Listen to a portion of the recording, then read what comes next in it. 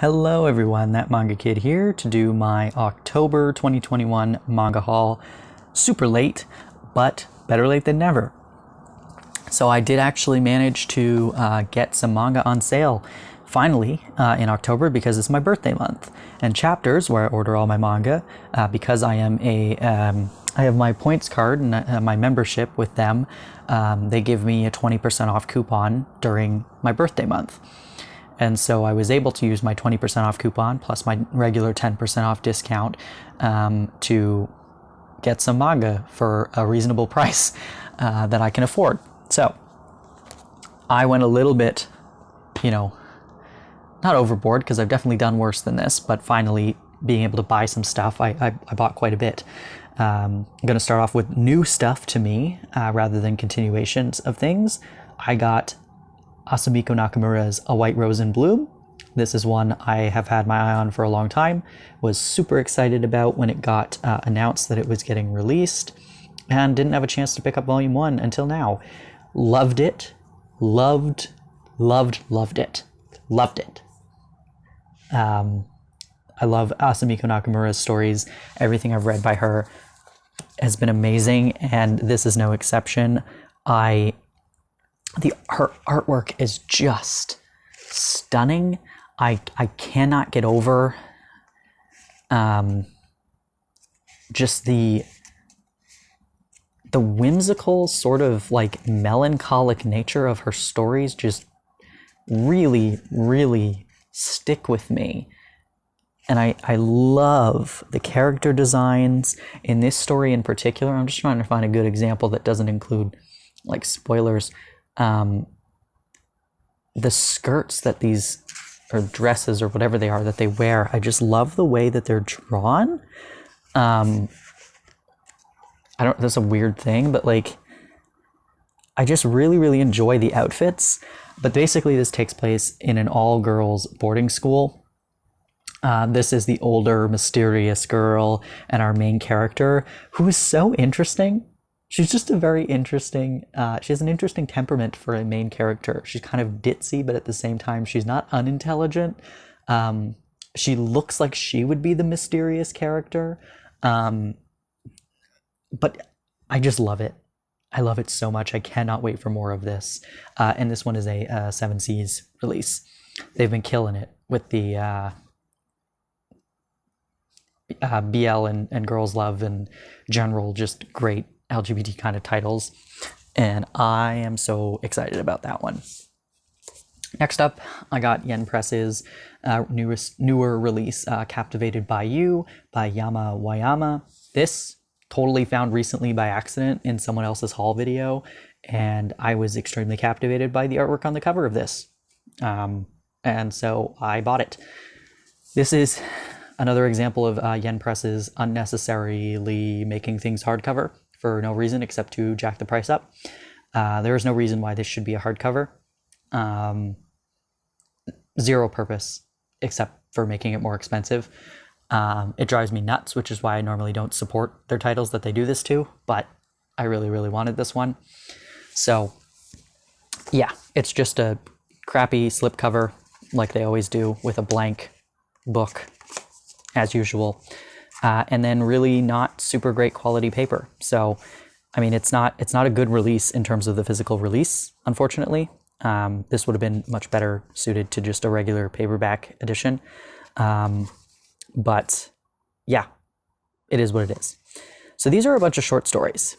Now, if you read the synopsis of this volume, you, like me, probably would have thought that it was a continuous story about a loner dude and another guy who is captivated by the loner dude. But it's not. It's a bunch of random kind of short stories that all take place with similar characters in the same like school or class or whatever. But they're all very different.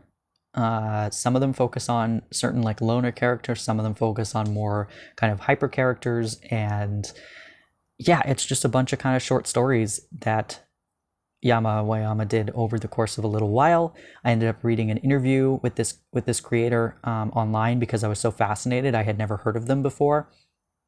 And yeah, it's not boys love, but it has a very it has like a hint of that, of like relationships that are the creator or the mangaka said like they're not just friends, but they're not dating. There's that kind of energy that makes you feel like there could be more to it, but it doesn't delve into it. And the creator just said, I want to make stories that make people feel warm and fuzzy and happy. And this absolutely was amazing. I think it had some elements to it that made it feel like it could have been like a psychological sort of, it was going to go in a creepy direction, but it really is just a heartwarming kind of story, short stories about like friendship and interacting with other people. And I really, really loved it and do highly recommend picking this up if you get the chance. And I hope that as this creator makes more things in Japan, that we will hopefully get more of them in English. Next up, a volume I can't read yet, Keito Gaku's Boys Run the Riot, Volume 2. I don't have Volume 1 because it was out of stock. But this is a series about a trans boy, young man who starts a fashion line, I believe, with a classmate. And I am all for any series that covers trans topics in a positive way, and especially trans masculine folks. And this will be 4 volumes, I believe, in total. And I bought this one because Volume 1 was out of stock, and I know I'm going to buy it eventually, so I figured I might as well get it while I can get a good price on it. And then when Volume 1 comes back into stock, I'll purchase that. So can't read it yet. Super not happy about that, but I do have that for when I can read it. Next up, Okura's I Think Our Son is Gay. This is a Square Enix release, which I believe this is my first Square Enix manga release. And this one is about this mother who thinks, or is like 100% certain, that her teenage son is gay due to all the hints that he drops and the mistakes he makes when he speaks. It's a bunch of just really short chapters about this really loving mom trying to get the signal out to her son that she's okay with who he is and that she loves him and will support him without outing him, because he hasn't. She's basically just waiting for him to tell her that he is gay and confirm with her so that she can love him unconditionally. It's really sweet. It's very cute. Okura is the mangaka behind That Blue Sky Feeling, which Viz published in 3 volumes.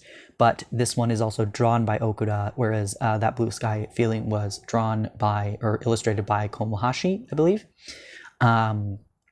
So now we get to see Okura's very charming cartoony sort of artwork. It's so cute. This is adorable. Highly recommend picking this up if you are interested at all in LGBTQ titles. This is an own voices work. The creator themselves, I believe, is gay. And yeah, I'm just super excited to see more titles of theirs getting picked up here in English, and can't wait for more volumes of this because it was super flipping cute and heartwarming and adorable. Next up, I got Shigeru Mizuki's Tonomonogatari. This is put out by Drawn and Quarterly. This is the only Shigeru Mizuki title that I own. I did try to read from my local library, Nononba, years ago, and I really didn't love it. I just didn't get into it, and I'm not sure if I tried it again now, I'd enjoy it more. But this one, I was very captivated by the cover, and I'm hoping that this one is interesting to me. Shigeru Mizuki does a lot of yokai kind of folklore sort of stories and whatnot, and I've been getting a little bit more into those in the alternative manga that I've been reading. And so I'm hoping now that with the context that I have now and the enjoyment I've been getting from some other creators, that I will enjoy this one as well. And then maybe go back and try and pick up some of Shigeru Mizuki's other titles, because I don't have any of the Kitaro titles that Drawn and Quarterly has released of his. And like I said, I tried to read Nononba, but I didn't finish it. I got about halfway through it when I had borrowed it from the library. And speaking of alternative manga, we finally got Red Flowers by Yoshiharu Suge. This is another drawn and quarterly release. They are going to be releasing, I believe I read, 7 of these hardcover editions of Yoshiharu Suge's works. Compilation short story volumes. So we got The Swamp last year, I believe. And it was amazing. We have The Man Without Talent, which was released by New York Review Comics, I believe is what it's called, which was incredible. And so I have been loving Yoshiharu Suge's works. I am so stoked that Drawn and Quarterly plans to release like an entire collection of his mature works. And these editions, this is how you do a hardcover. This is how you do a hardcover. If you want it, I am fully willing to pay a premium price for a premium product. This is a premium product. Yen Press hardcovers are not premium products. I'm sorry. It's just not. The paper quality is lovely on these. The ink quality is great. The stories are incredible. I enjoyed every second of this. The art is just phenomenal. I will be doing one of my alternative manga reviews or spotlights on this title at some point soon. I just finished reading this yesterday as of filming this. So, but yeah, the quality, nice heavy hardcover for a well-deserving work. I can't wait for more of Yoshiharu Suge works. These are just mind-blowingly entertaining to me. Yeah. Next up, I actually completed a couple of series. Who'd have thunk it? It's been forever since I've completed anything. So I got volumes 4 and 5 of Kaori Surutani's BL Metamorphosis, put out by 7 Seas. This is, volume 5 is the final volume. I did finish reading these during the Fall Into Manga Love Readathon. So I will be doing a full series review of this series at some point soon, but as you can see, really, really beautiful artwork, really gorgeous, simplistic release that just is so heartwarming. I love the character designs. The backgrounds really are so charming. I like the way that this mangaka draws like nature and buildings and stuff. Like I think that it's so beautiful. And this is about a elderly woman and a young high school girl who are bonding over their love of BL manga. And it's really sweet and it's really cute. It's like intergenerational friendships and so fun. And another title that I finished purchasing is King of Eden by Takashi Nagasaki and Ignito. This is the final Omnibus, volume 3, put out by Yen Press. And this is a monster sort of story about this disease that turns people into these wolf creature things. And our main character, there's a few different a few different characters we're following. We're following like a government agency group of doctors and important people. We're following this guy who's kind of mysterious and involved somehow, but we don't know how exactly. And some like,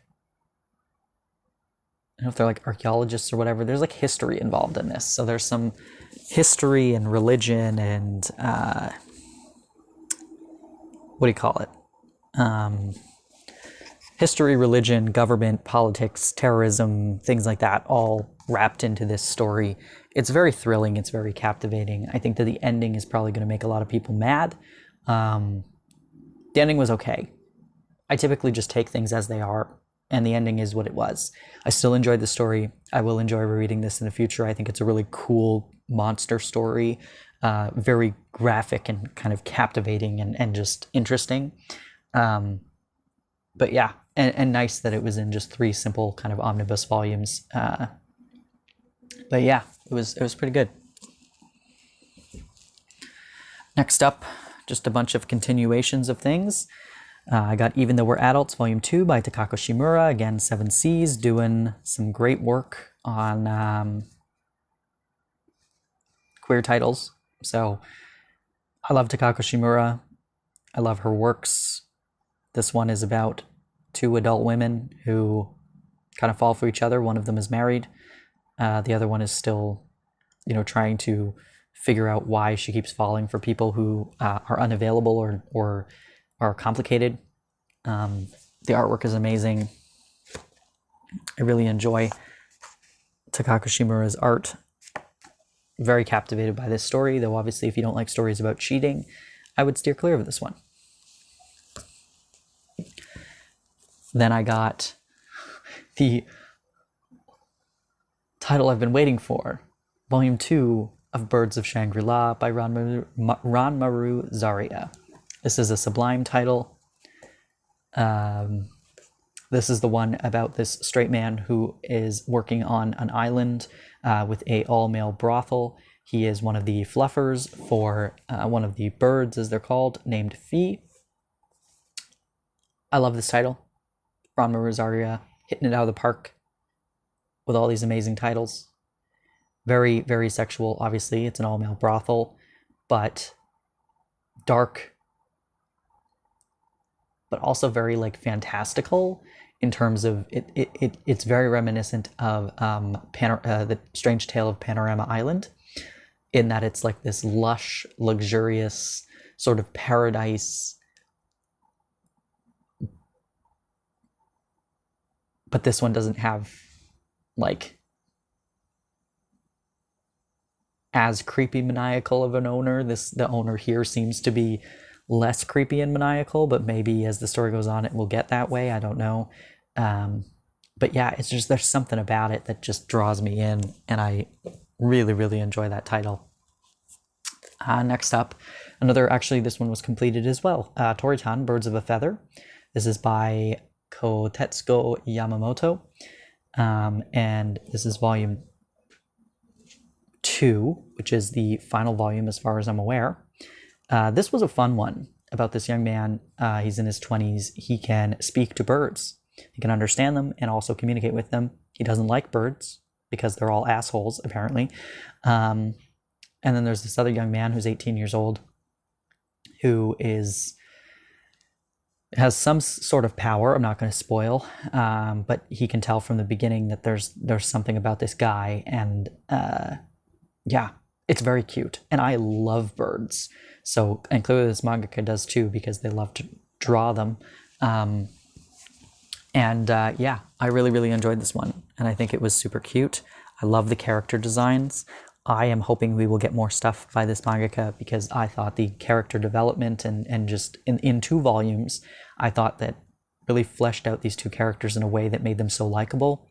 And I like the artwork a lot. So super charming. I will reread this many times over. I can already tell. Another very violent, dark continuation. We got Jealousy Volume 4 with this nice metallic cover. This one is a Yakuza story. Couple sort of main characters, but it's this young man who is very intent on getting involved with the Yakuza because he's kind of infatuated with the young leader of this particular group, and he's kind of gotten in over his head. He's experiencing a lot of violence in this volume in particular, a lot of sexual violence and just general violence. But this is another one, like Scarlet Berry Co. I've really been enjoying their titles, their works, and this is another one that I just can't put down. Like I'm so captivated by this story, and I want to know what happens. Next up, we got Isaku Natsume's Candy Color Paradox, Volume 5. This is also Sublime. I have not read this volume yet, actually, which is surprising to me because I really, really, really love this title. This is about these 2 men who work for a news kind of company where they're in like the gossip section, tabloid sort of section. So photographer, writer, but they do a lot of stakeouts together, and then they ended up, becoming a couple. And I like Isaku Natsume's kind of workplace comedy romance stories. Not usually any dubious consent issues in Isaku Natsume's stories, which is why I really like them. But yeah, Candy Color Paradox. I haven't read this volume, unfortunately, yet, but will do it soon. Then I finally got my hands on Casa-San and Yamada. This is volume 1 of this spin-off series, but volume 6 of the overall series. Now these two are in college. The original series follows them in high school, but now they've moved to Tokyo. They're in college. They're in separate colleges, but they both are in Tokyo. And we're following their new sort of stage of their life. And it's really cute. This is one that the original series kind of made me tear up just because of how flippin' adorable it was. I really love this artwork. I really love these characters. I think it's an overly fluffy one, while at the same time dealing with, in this case, real issues of like, now we're in a busier stage of our lives. We can't spend every lunchtime together. We can't spend, after school together because we're busy. We're in college. We have jobs. We're, trying to be adults, but we also want to spend time together. And how do we, as people who are in a relationship, make time for each other? So, story's going in an interesting direction. I'm excited to see what happens from here. And then we have volume 10 of The Girl from the Other Side. Almost done. I believe volume 11 is the final volume. So, excited to see where this goes. I'm not going to open this or talk about it much because I don't want to spoil it. It's a very sort of like grim fairy tale sort of situation. And then volumes 3 and 4, or Omnibus number 2 of Blue Giant by Shinichi Ishizuka. This is a young man who is going to be the best jazz player in the world, jazz musician in the world, apparently. I really like the artwork. I think that it's a very interesting way of telling the story. We're experiencing it, but at the same time, there's like weird future interviews with people that know the guy being like, he's the best. So I guess he's the best. He's going to be the best. But at the moment, he's just kind of a high school student who doesn't know anything about music. I'm intrigued. I love the artwork. I like this edition. This is a 7C's little omnibus. I like the spines. I think it's going to look great on my shelf, and I'm enjoying it. I haven't read this particular volume yet, but Omnibus 1, the first 2 volumes, I really, really liked for what it was, and I'm intrigued to see where this goes. Bongo Stray Dogs, Volume 16 by Kafka Asagiri and Sango Harukawa. I love Bongo Stray Dogs. I am hoping this finishes soon. The arc we're in, I'm not super fond of. I spoke about it more when I was talking in my wrap-up of the Fall Into Manga Love readathon about my kind of overall thoughts on where we're at with this story. But yeah, unfortunately, Volume 17 was out of stock, so I couldn't get it because I would have got that as well. But slowly pick this one up when it's on sale, when I have a coupon or something. But I do like it. It's few and far between of when I get to read the volumes, and I'm in an arc that I don't particularly love, so it is what it is. Next up, I got Omnibus 7 of Gantz. Always a treat. Always a weird roller coaster of a ride with Gantz, and this one was no exception. These 3-in-1 omnibuses are a great cost-effective way to pick up the series, as you can see, and as I say every time I pick one of these up, spine isn't cracked. If you make sure you read the volume carefully, it will be fine. But if you crack the spine open all the way and, don't treat your books well, then you're not going to like these editions. But I don't mind these 3-in-1 omnibuses from Dark Horse because they are very cost effective to pick up series this way. Especially a series I've never read before and honestly wouldn't pick up otherwise. I wouldn't go out of my way to get the single volumes that are out of print or anything. So it's fine for me to pick up the omnibuses. Next up, another Hiroya Oku title. We got 3 and 4 of Gigant, about the giant porn star. She can turn giant, and she's now fighting weird giant monster things, and she's just naked fighting monster things. I really don't know what else to say about this title.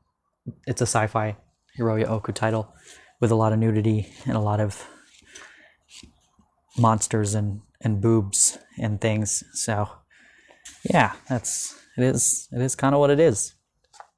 I like the artwork. I'm captivated by this title. I would never normally kind of read something like this. Just I'm not like against nudity or anything. It's nothing like that. It's just I don't know. There's something about Hiroya Oku's titles that just draw me in, and I just can't put them down because I want to know what ridiculous thing is going to happen next. They're fairly quick reads because there's usually not a lot of dialogue, but they're just fun. They're just fun and stupid, and I think that sometimes there's room for just fun and stupid things. Then we got one of my favorite ongoing titles, Go With the Clouds North by Northwest, and this is by Aki Irie. Beautiful vertical releases. This is a story that takes place in Iceland with gorgeous artwork. Really beautiful kind of nature scenes and everything. It's a slice of life sort of story, but it's got a bit of a supernatural element to it. Our main character can speak to cars and like technology stuff. And then we have the younger brother of our main character who's a bit kind of mysterious and potentially violent. But we're still trying to figure out what's going on with him. And I'm totally content to go on this very slow-paced ride of this kind of mystery, interesting nature tour of Iceland. I'm all for it. I love it. Every volume that comes up, I am stoked to read it. I know some people are not interested and tried reading it and didn't like it, and that's totally fair. But I am loving it. And then I got, again, another favorite ongoing title. I got volume 6 and 7 of Bakemonogatari, the manga version, illustrated by Oh Great. The original story is by Nisio Isin. Loving this version of the story. I really liked the anime when I watched it back in the day. And this manga version is just incredible. I think that Oh Great is doing a phenomenal job of illustrating this series. I was a bit concerned about trying to read it in manga form because the anime has so much dialogue that I was concerned it would literally just be walls of text, which there is a lot of text, but somehow I find that I can read these pretty quickly. Loving this. Again, unfortunately, volume 8 was out of stock, because if volume 8 was in stock, I could have bought 8 through 10.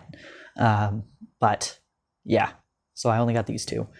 And hopefully I'll get more soon, because this is one that I think about a lot, and I really want to just keep reading it continuously forever. So, highly recommend picking it up.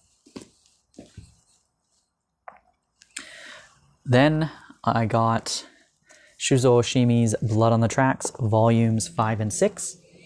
Another one of my favorites, one of my favorite mangakas, one of my favorite ongoing series right now. Not going to open them up. I don't want to spoil anything, but the art is incredible, as you can see by the covers. The story is creepy and psychological and unnerving, and I cannot wait to find out what happens next between this very mentally ill mother and her very abused child. But yeah, I want to know where this story ends. I want to be along for the journey, and I want to know where it ends. And I have no idea what's going to happen. And it's very, very captivating. And very difficult to read a volume at a time, because Shizuoshimi titles are best read all in one sitting. And finally, the long-awaited Denpa release of Heavenly Delusion Volume 2 by Masakazu Ishiguro. This is a apocalyptic sort of story, a sci-fi situation about there's a group of kids here on the cover that live in some kind of institution, but we don't really know much about this institution. All we know is there's probably something creepy going on, But then there's also these other kids, which volume 1 mostly focused on, these two that live outside of this kind of utopian society area. And we're trying to figure out what happened to the world, who are all these characters, what's going on, how are the two that are outside connected potentially to the people that are inside this institution. It's all a mystery at this point. But this one was pushed back so many times due to COVID. And yeah, I think at this point we probably would have had 3 or potentially even 4 volumes out by now. But the release kept getting pushed back. So super stoked to finally have it. I do recommend picking it up. Again, I'm trying to support Denpa titles as much as possible because I like the work that they're doing and I want them to continue to be doing it. So yeah, that is everything that I got in October. Thank you so much for watching.